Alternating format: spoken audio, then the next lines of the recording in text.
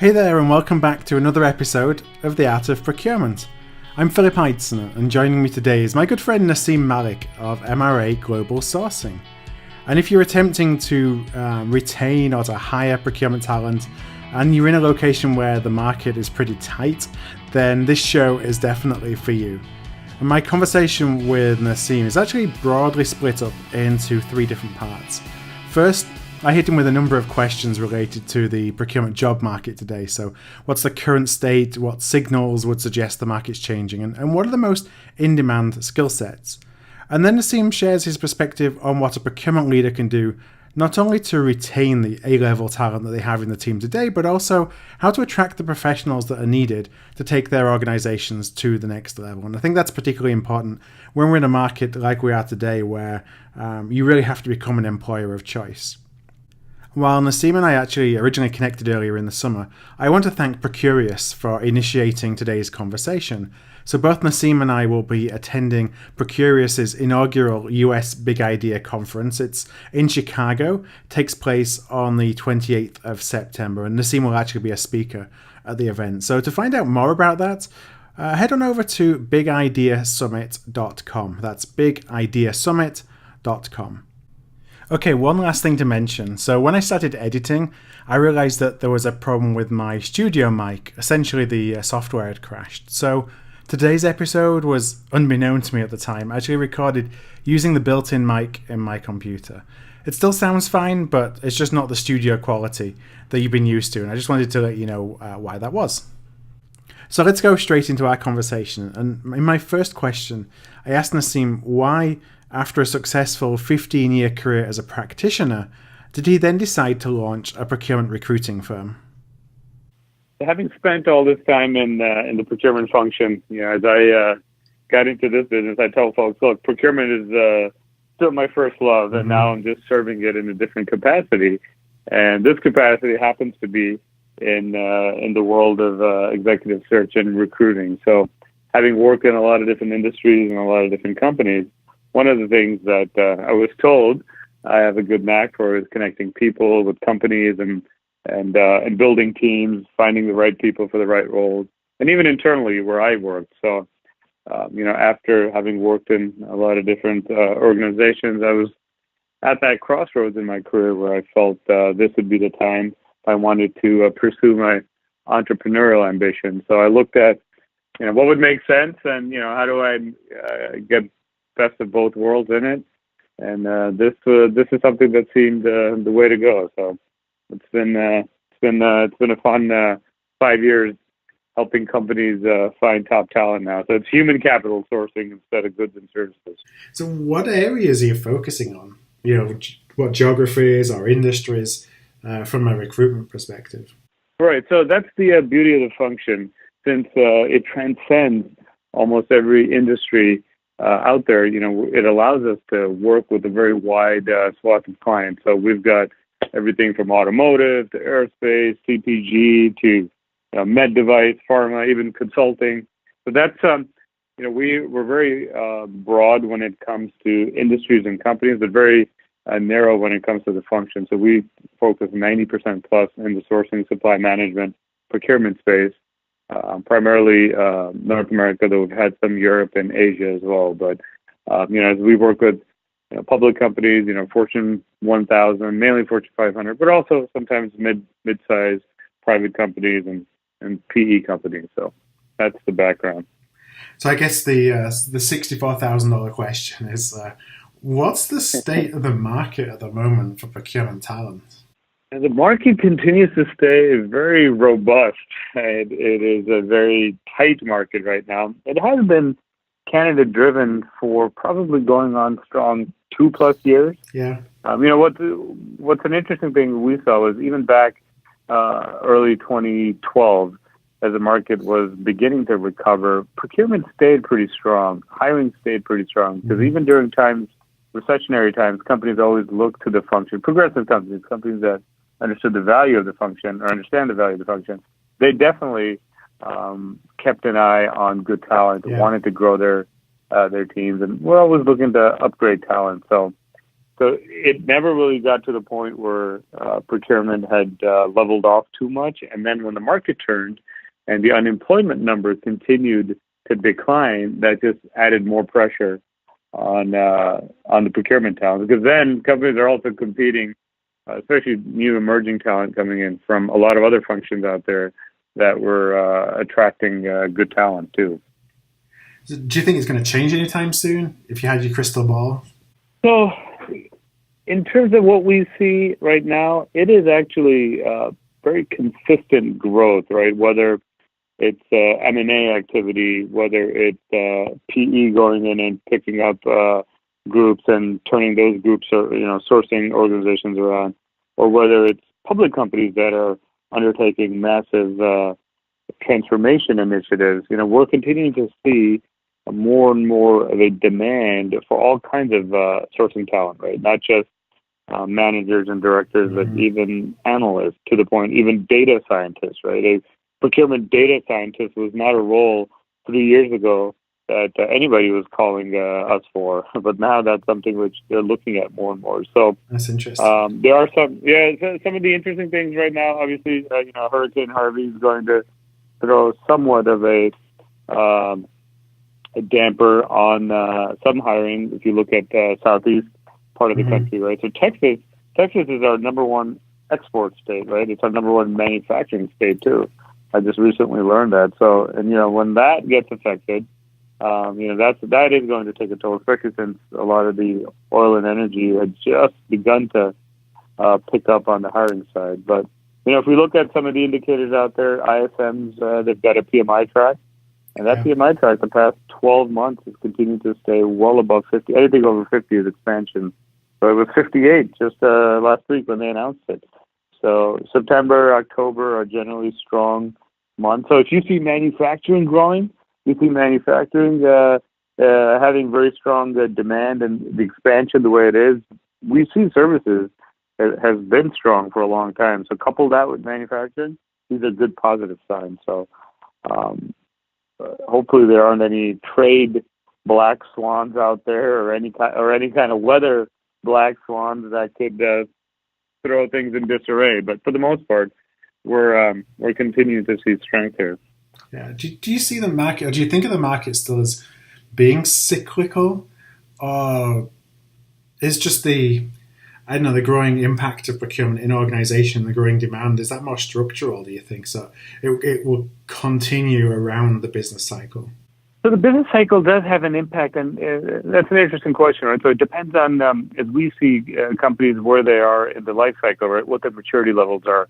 So when things do get slow, the companies that are progressive and want to invest in the function, they'll be looking at, they may scale back new hiring, and they may even clean out some folks, or clean out, if you look at the skill set that they've got. So they may look at that as an opportunity to say, okay, we will now top grade, right? Let's find where our needs really are. And, they're all trying to do more with less and do it faster and better. So keeping that in mind, you see some of the more bigger companies, progressive companies do that. But some of the other folks, so if we've gotten, there's a lot of portfolio companies out there that are always being bought and sold and are going through different stages. They'll continue to plow forward, right? They won't be too concerned with on the cyclical side. They need people. If they were going to hire 5 people to build a team, they may just go with 2 or 3 now. But we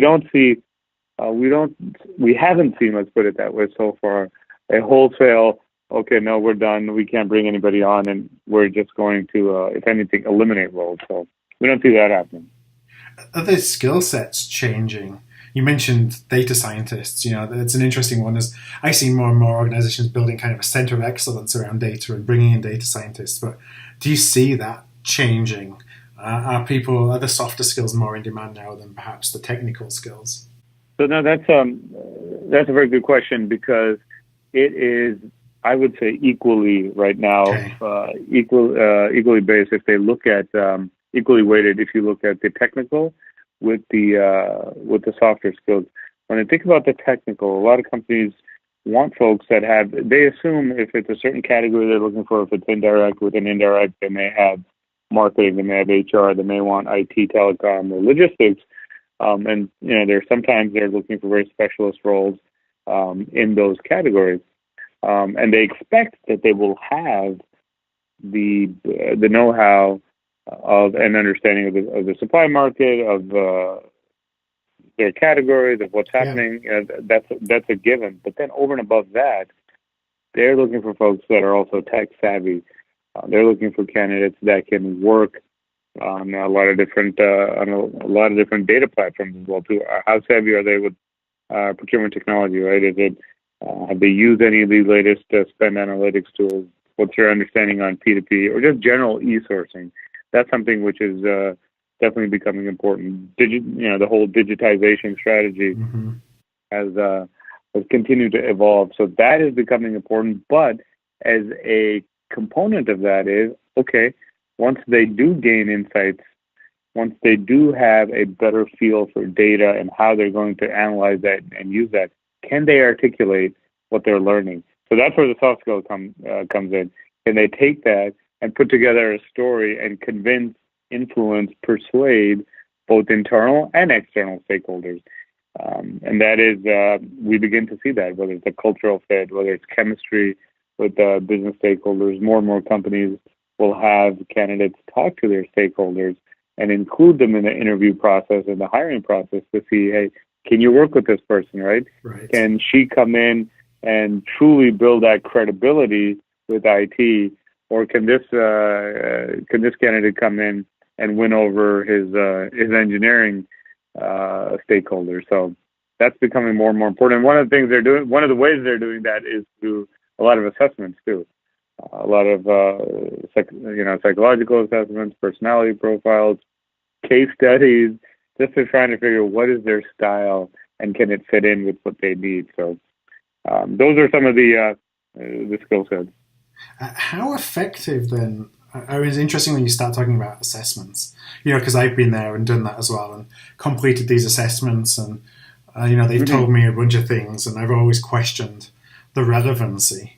How effective do you find that assessments are, as part of, or is it just another way of, reducing the large number of applicants, if you will? Right. So they will save the assessments typically till they have either cleared the first or second stage. Okay. Sometimes it'll be after the first initial screening and before they get them on site.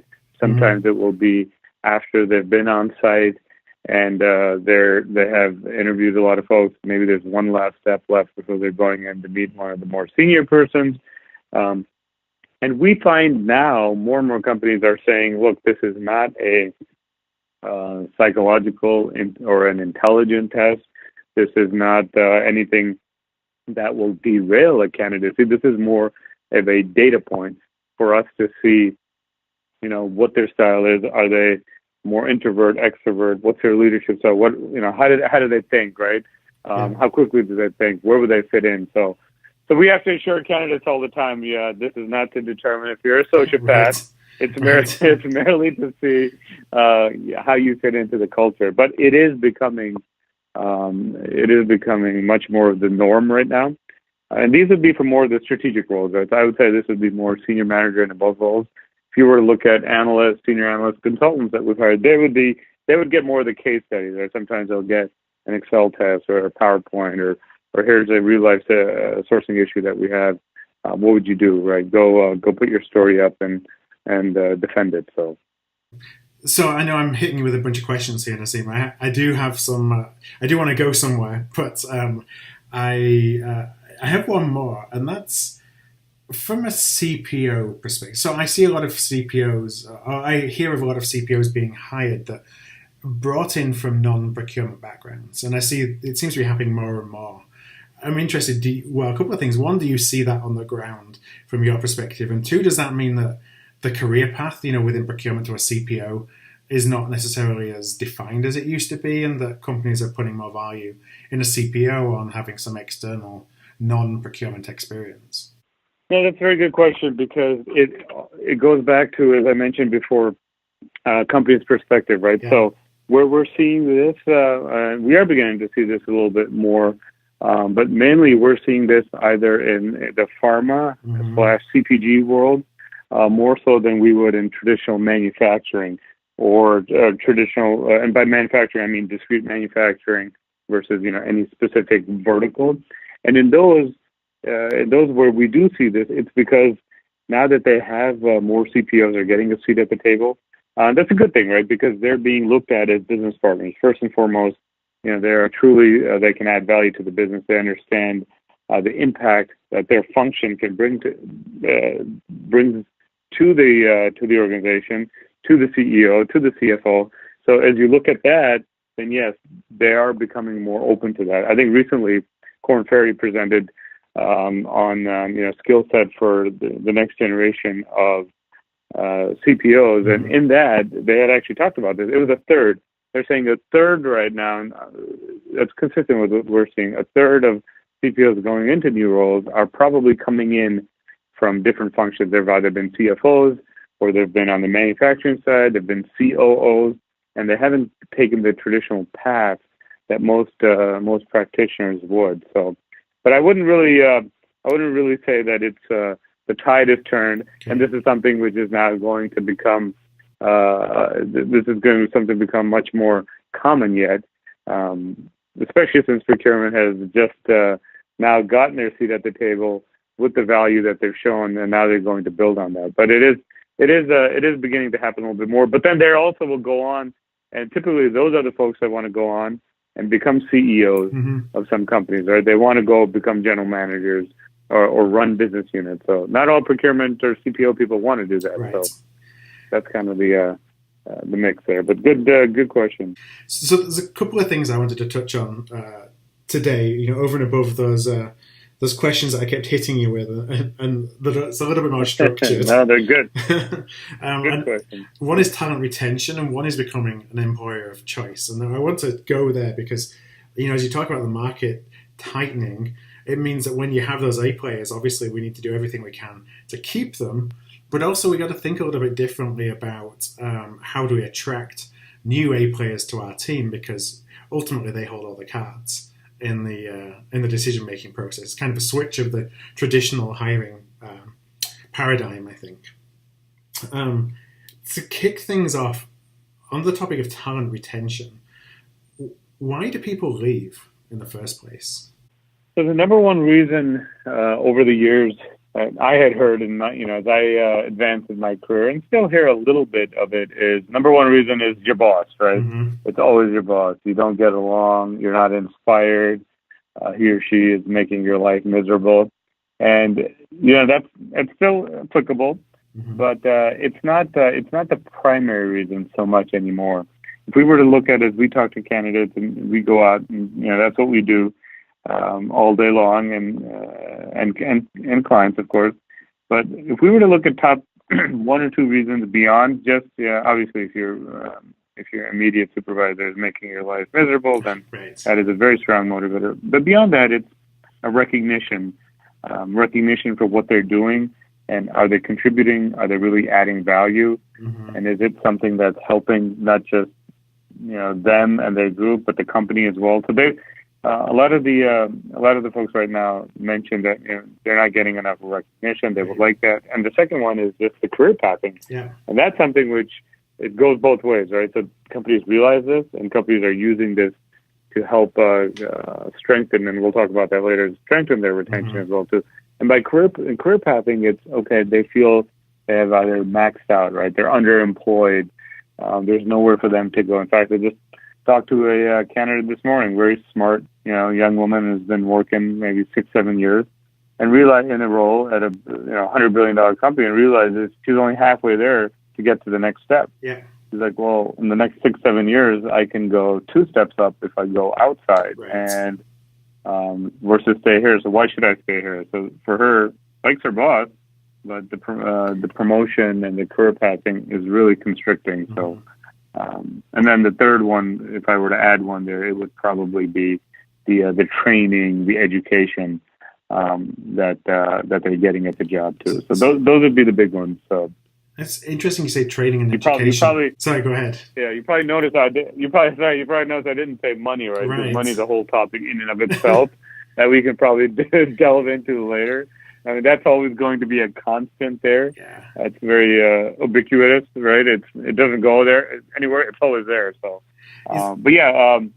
the training you mentioned, the training, the education part, that also becomes important because that shows candidates that company really believes in them and their future and is willing to invest, right? Yeah. And it doesn't mean you got to pay for their MBA. It could be something as simple as, okay, you can go to an ISM conference, you can go to Procurement Leaders, you can go to Concero, you can go, SIG or whatever it is, or you can, learn on your own or negotiation training, whatever it is, we'll invest in that. Yeah. So that kind of thing really helps too. Yeah, the money thing you mentioned, it's like it always has to be right, but I always felt from my perspective that, you'd never go if the money wasn't right, but it wasn't necessarily the reason why I'd look to go in the first place. Yeah, exactly. So it shouldn't be the number one reason, right? It's an important reason, but it's not the number one reason. But as you mentioned that in the retention world, there is some good news for companies out there. Just recently, Conference Board announced, did a survey and came up with some very interesting stats. That this is the first time in 12 years that over 50% of workers that they surveyed claim that they're very satisfied with their job. Interesting. So that's good news. That's good news for good news for companies. Not so good news for people that need talent, right? Right. So that's why, right? Exactly. So when employment is up. And wages are finally beginning to rise a little bit. Layoffs are still at a very record low. The result is you've got a more optimistic, you've got a more contented workforce. So that certainly helps. They look at this and they realize, hey, we've weathered the storm from the Great Recession, and now they're actually happy, or maybe they've just beat themselves down to thinking, this is it, right? This is as good as it's going to get. So that's where we come in and tell them, no, there are greener pastures out there. So what turns the head of a passive candidate then? So, as we talk to them, those are the ones that we like, right? It's always a challenge, the available versus the valuable ones. The available candidates are the ones that are proactively applying and going everywhere. And active ones. The passive ones are ones knocking out of the park. They're not necessarily looking. Who we call these A players. Yeah. They're usually passive. So what turns their head is when we share insights about what's happening in the marketplace, whether it's trends, whether it's technology, whether it's a new leader moving into a different company and he or she being able to do X, Y, and Z. And then they're like, okay, so is that something you're doing here? Is that something, do you have these opportunities here? How does that compare and contrast to your environment here? So that's what gets them thinking, right? Once they see what's out there, the upside of going into a different role, going into a different opportunity, that, hey, this is something where we can make a bigger impact, that certainly gets them interested and they want to learn more, right? So the smarter ones will always have the conversation. They'll always engage, and look, they may not end up moving forward, but they'll keep their ears open, right? So they get the value of networking. They get the value of seeing, how things are shifting on the outside. There's some passive ones that don't even want to entertain a conversation. Right. They're fine and they're happy, and you can ask them also, oh, great, so you're one of very few that we talk to. Congrats. Right. We take it you plan on retiring at this company then, right? Well, wait, no. Why would you say that? Well, because you said, this, and you don't want to learn anything else you don't want to learn about anything else out there. So then they're like, well, okay, maybe we didn't mean it quite that way. So then you can engage with them. So that's how we want to get them talking. So if you're a CPO on the other side of that, and you're in a strong job market where recruiters are calling up their A-level talent, are there any signals that a CPO can look for that suggest that maybe their top players are being enticed? Or I'm just interested, is there anything we can do to protect against that, for a company wanting to obviously hold on to their best people in a market where those people are going to really be in demand? No, that's a very timely question. Just last week, I was talking to a leader for an organization, and she mentioned that for all their, and this is something I'm sure you've heard about this before too, right? A lot of companies want to identify their high potential, right? Their high pods, high performers. And, we had done this in the past too. I remember, we would look at our staff and identify flight risk, right? High flight risk, low flight risk. When they were promoted, so kind of tracking their hypos. So one of the things that we see that a lot of more advanced CPOs and leaders of organizations do is they keep close tabs on their hypos, right? They'll want to see, okay, have we given them any kind of stretch assignments, right? Where are they in their career? How long have they been in this role? Can we give them some rotational opportunities, right? Can we make sure they're going out and representing our company in conferences, or they're part of councils where they can benchmark and share best practices? So continue to giving them more opportunity, right? Giving them one-on-one time as well too. And then just kind of keeping their hand on the pulse. And if they know me, right, asking me, hey, they haven't applied anywhere, have they? To which we tell them, we can't really tell you that, it's confidential, but that at least shows you that they are concerned and they want to know. So, but it's prudent for them to keep their eyes open and make sure that they're providing opportunities the best they can, depending on their company and what their situation is, and spending time with them. Making sure that if they are a high flight risk, how do you maintain that? Yeah. So, do you find that most CPOs are doing that within a corporate framework? I think back to when I was a practitioner, and there'd be HR supported initiatives, to help do that. And in organizations where there were, then that process was in place, and where there weren't, it wasn't. I wonder, if for a CPO listening that doesn't necessarily have the HR kind of organization support in managing high potentials, do you see most of them doing something on their own? Yeah, absolutely, and that's I'm glad you brought that up. So my last two places where I was, that's exactly what our CPO did. He came from bigger companies like UTC, where they had a very comprehensive plan on how they tracked it. Right, he worked in a couple of other companies as well too, and he was able to bring that over to our company, and he laid out the framework. Right, we came up with a very detailed competency model. We came up with, okay, here's what a career path looks like. Right, you go from a specialist to a manager, to a regional manager, to a director, corporate director, VP, CPO. So we laid all of those steps out. We showed them career paths. We showed them what the levels of experiences, what skill set each level that you should have, right? What your mastery should be here, what competencies you need to have, and then from there we came up with, okay, here's our high pull list. So it was a very detailed undertaking, but it was great because all of us were able to track our whole team, right? So not everybody's going to be a high pull, which is fine. Some people don't really want to advance. It doesn't mean they aren't valuable still, but we would have a plan for each and every one of them. And I remember when we rolled this out, our HR had gone through a lot of M&A activities. So a lot of companies are put together, so they weren't as HR wasn't quite ready yet to work with a lot of the functions. But they took our framework and used that as a internal benchmark and rolled it out with other functions. So yeah, if a leader is coming from an organization where he or she has done that, and they can set that up, it's very valuable.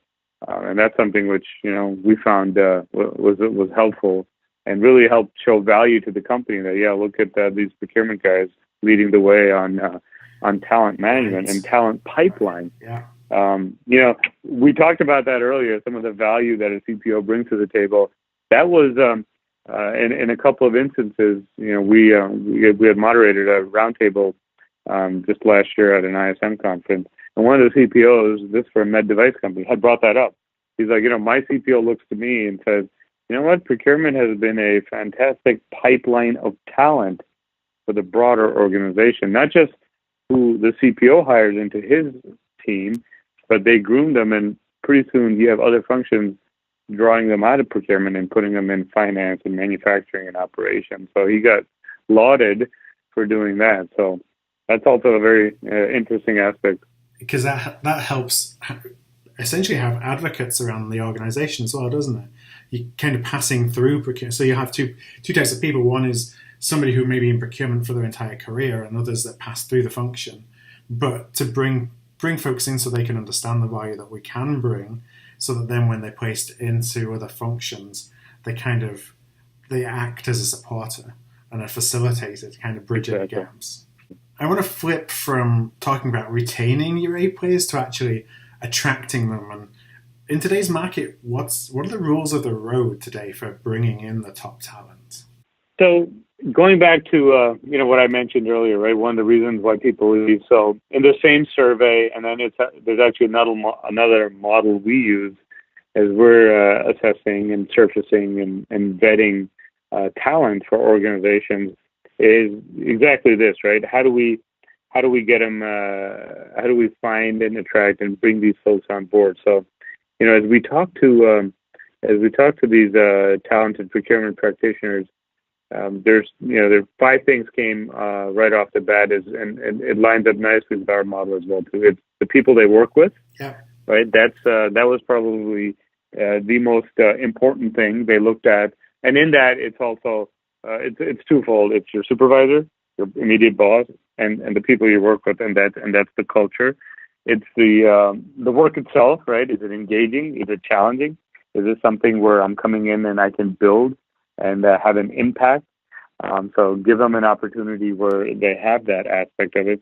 And this is something which has become more and more important now. It used to be location. We would look at locations, and depending on where they are in the country, geography would play a big hand in it. But now it's also commuting, right? So people have become much more sensitive to, people, for instance, I'm in Chicago. People don't want to come to live in the city. They won't go out and drive an hour in the suburbs. Even it could be the perfect job. They won't do it. They're not going to sit in a car for 2 hours. And I think back, I'm like, wow, when I started my career 20 years ago, I commuted 3 hours you'd go anywhere every day, and it was great. Yeah, it was normal. Now people look at you, wow, were you crazy? What a waste of life. I'm like, no, I don't think so, but okay. So those are like the top 4 or 5 things. And then within that the work environment, also the physical environment also comes in, right? It comes in on how are you set up, right? What's the aura? What's the environment, right? Is this an area where I feel I'll have good camaraderie with my peers? Are there areas where I can I can focus, I can have meetings, or what do I get on campus, right? So part of the whole work-life balance all comes into that too. And a lot of that depends on if you're in Seattle or Silicon Valley or in New York City, of course. But those are also some important things that you need to keep in mind if you want to become an employer of choice. So if you mentioned a couple of things I wanted to touch on. You talked about the people that they work with, and also kind of that camaraderie, or the feeling, I think, of, I don't know, maybe it's a cultural thing. How can a hiring manager or hiring organization actually expose potential prospects to the kind of people that they're going to work with, or the environment, or to kind of give them a level of confidence or comfort that this is a place that they may want to work, or these are people they might want to work with? No, that's an excellent point. And some of the more savvier candidates will be more proactive about this, right? So depending on what the interview process is, they will obviously come on site, meet with the procurement team, and sometimes procurement team will have them meet with their stakeholders. So if they're working on a mechanical spend or electrical mechanical, and it's all direct commodities, then they'll work with they'll interview with engineering, they'll interview with manufacturing folks, they'll interview with other stakeholders they will be exposed to. Same on the indirect side, right? If you're working with marketing, then you're going to go talk to all the key marketing stakeholders as well. That's important. And then there have been times now, and it's becoming a little bit even more of a norm now, is that candidates will say, well, are there other people that I can talk to at my level? Can I talk to my peers that work either in my group or not in my group, just to get a better feel for what the culture is there, what the culture is over there, what are the expectations, How are these supervisors? Because, another thing that's becoming more and more common is Glassdoor. Yeah. I believe it. I think it's called Glassdoor, right? Yeah, I've spent some time on there. Yeah, everyone who's ever worked for a company and had a bad experience will go and post on the... They'll all go there.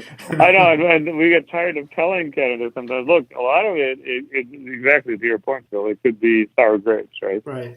People that have not so kind things to say about their sometimes current or usually former employers. But I'll tell you, it happened. We had a candidate. It happened twice, two different companies that had advanced probably halfway to the stage and then dropped out and said, "No, we're done. We're withdrawing our candidacy because of what we read on there." And we pleaded. We're like, "Look, go through the process, talk to other folks that have worked there as well too." Nowadays, it's very easy through LinkedIn and other tools to find former employees of the company. But they're like, "No, we checked it out. There's over 500 people, and it was 90% of it was negative, so they can't all be wrong." Right. Like, well, of those 500, not even all of them. How many of them do you even know were in procurement? Right?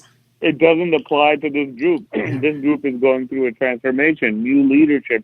I mean, they're like, "No, you're part of the solution." So we're like, "Okay, yeah, exactly." So if they're going to be that myopic and not even consider the broader picture, then we're like, "That's okay. That's your choice, of course." So, but yeah, these are all things that become important for employers to keep in mind. Is hey, it's not just one way anymore.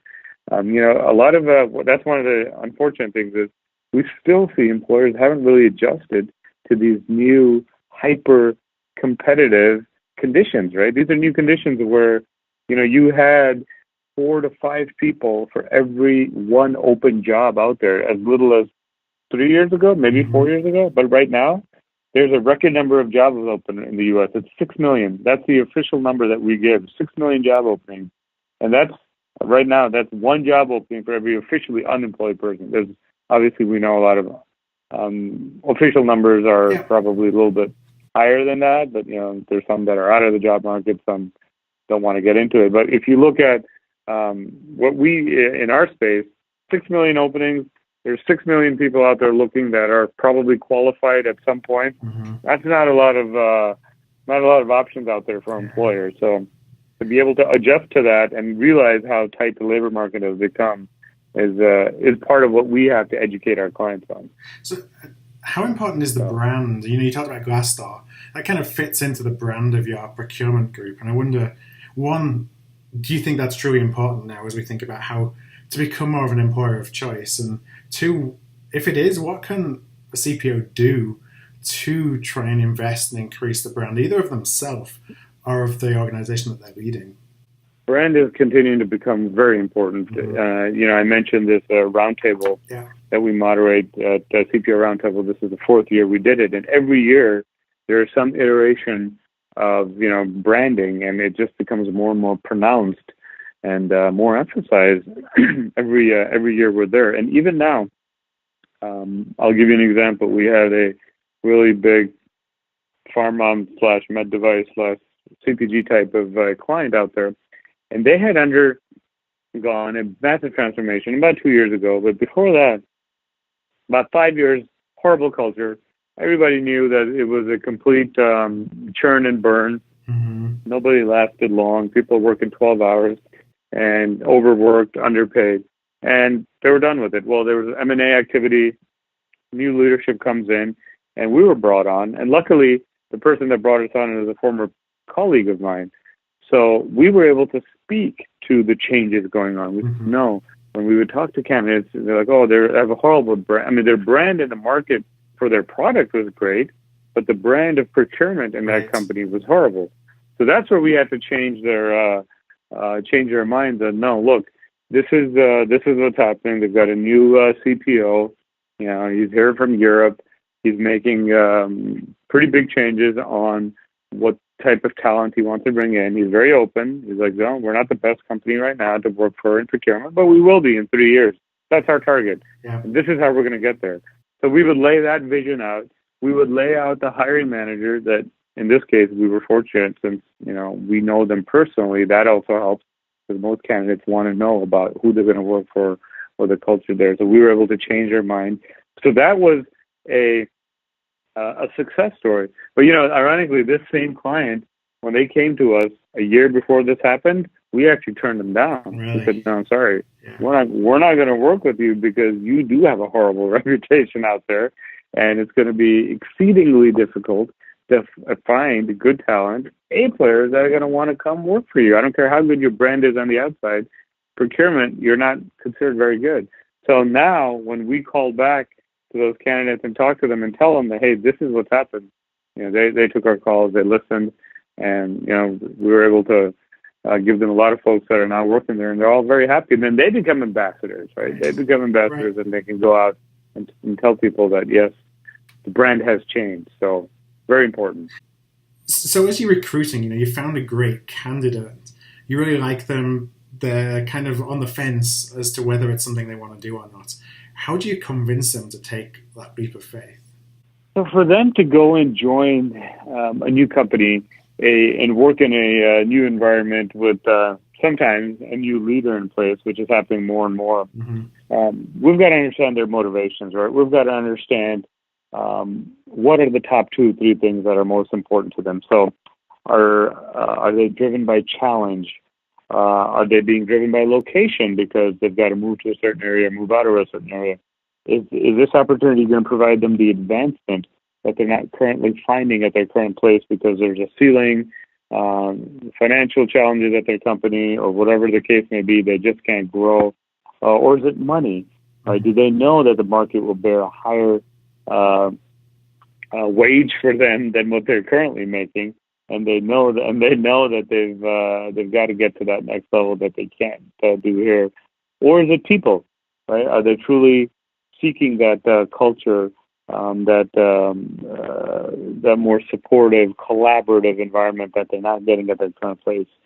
So, or the last one is security, right? So, are they looking for somewhat more security? So once we've isolated those top 2 or 3, top 2 or 3 motivating factors, then we align those with what the opportunity is, and if it matches, if it's something that they can find here, and this would be truly a career advancing opportunity, we tell them to pursue it, take the call, talk to them, learn more about it, because it's a 2-way street now, right? The employers do not have all the cards right now. If any employer still thinks like that, they're mistaken, right? So unless you're a handful of 2, 3, 4 companies out there, and those you can count off your hand, the Amazon, Google, Apples of the world that will call you, and they'll be assured that 90% of the people will call them back. Yeah.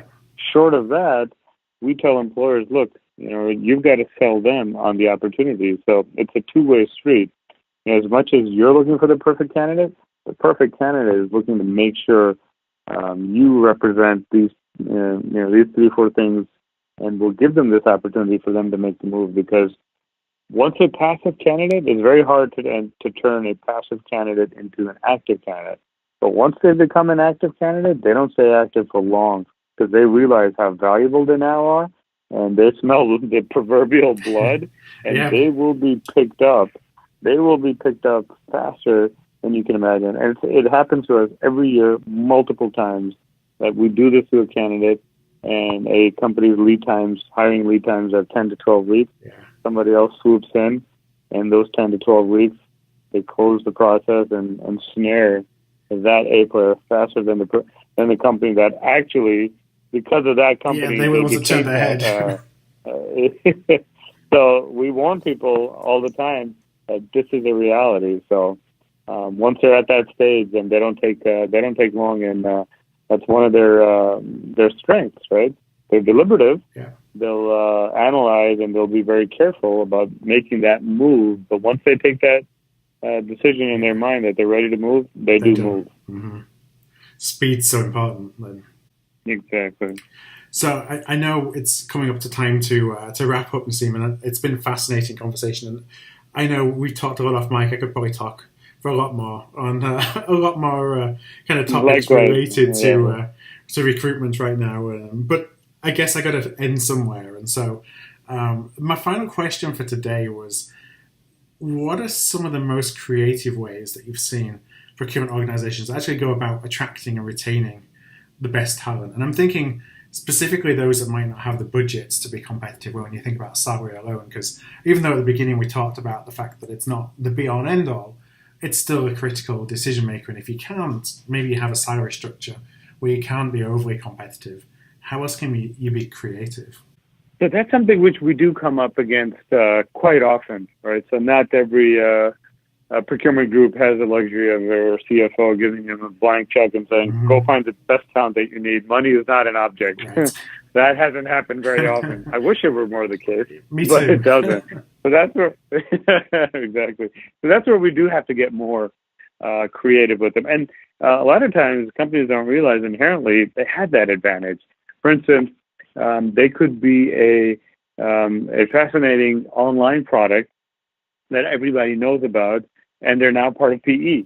Yeah. So we find talented practitioners, they want to go work in a growing company that may or may not be tech-driven, but they're part of a private equity. Yeah. And a reputable private equity is like, okay, good, we're going to be able to work here.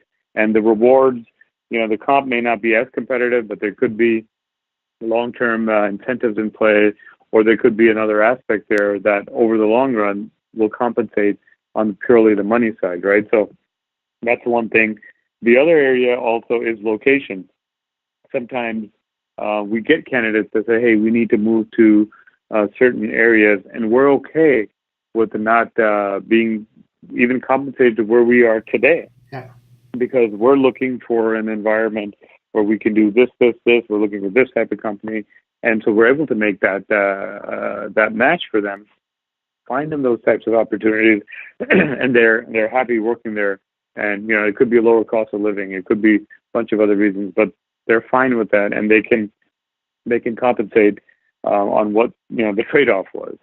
And then the third one is the leader, right? So who they're going to work for. So if we go to companies, or if we take them to companies where they can go and learn from a renowned leader, somebody that comes from a very reputable company, has a very strong track record, and a past performances that we know have turned into future successes in other companies, that is also a draw, because they'll look them up and be like, yeah, I really wasn't looking to make a change, but I know this company, I know the leader here. These guys had won awards, innovation awards, or tech awards. So yeah, I would be interested, because I think these guys are doing some pretty cool things, and they're not driven by money as well. So it's all about selling, what other intrinsic value that the company has, or what they can offer. Sometimes it's mid or long term, but those kind of things are also important. And then depending on where you are, right? We've worked with clients on the West Coast where, hey, now they've got to offer free food, free coffee, right, free massages, free you name it, just to compete, right? You're going to be able to compete. I mean, if you're going to look for people in Silicon Valley, you've got to be able to offer almost everything that the Teslas and the Ubers and the Apples of the world are offering. Otherwise, you're not. Yeah, exactly. You're not going to find people that are going to come in and want to work there. So, and that's another area where, you know what, salary may not be the driving factor here, but we will be open to that. And then let's say where I am right now in the Midwest. So something as simple as being able to work remote, providing increased flexibility can do wonders, right? If there's a candidate living in the city and he or she doesn't want to go to the city, to the burbs, or vice versa, you can work remote 2 days out of the week. That, even something like that, people will take those jobs because it gives them that work-life balance. It lets them do what they want to do, and they can accept the trade-off on the comp side. So that's where we have to get creative and make sure.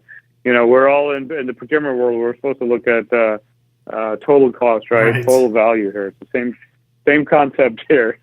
Look at it much more holistically. Well, Naseem, just to finish up, I'd love to, if you could just share where listeners could reach out. If it's a CPO wanting to learn a little bit more about a market, whether it's somebody who's been listening into the conversation thinking, you know what, maybe it's time for me to go and look and see what other options are available out there for me. Where can they go to find out a little bit more and to connect with you directly? Yeah, sure. So our website is mregs.com. So our name of our firm is MRA Global Sourcing. So that's mregs, mrags.com. So we have a lot of our openings. We have things about our firm. We're active in writing. So we've got blogs, we've got articles, and we do a lot of cross posting as well. We're very active with ISM as well. So happy to share any insights and any other industry tidbits that we get and help serve the function in that way. So that would be a place where you can find all of that and contact information as well. Okay, great. Well, what I'll do is I'll include all those on our show notes for today's episode. Those are going to be at artofprocurement.com/Naseem. That's artofprocurement.com/Naseem. I'll put all the links there and your LinkedIn details as well and the website, so folks don't have to stop at the side of the road and jot those down. They can go to the website afterwards. So thanks again, Naseem, for joining me. It's been a really insightful conversation. It's a topic that I'm really interested in and really passionate about as well, especially as the procurement function changes and evolves. So much opportunity out there, but we got to kind of think differently about how we find, retain, and inspire and motivate, I think, the best talent. So I really appreciate your time. No, thank you very much. I really enjoyed it. Hi there, it's Phil here again, and I just wanted to thank you once more for sticking with us through the mic issue that impacted my side of the audio today. It's pretty typical. I've been working on batching interviews so I can do as many in a single day as possible, and so I recorded a couple of other shows today, and this issue has also impacted them. But I think the good news is you can still hear it clearly. It's just not the high standard that I set for my own audio in the show. But with that being said, I just hope that you have a really great week, and I'll be back next week with another interview. So until then, take care. Thank you for listening to another episode of The Art of Procurement. To find an archive of all past episodes, you can go to artofprocurement.com/episodes. And to ensure you never miss another show, go to artofprocurement.com/subscribe.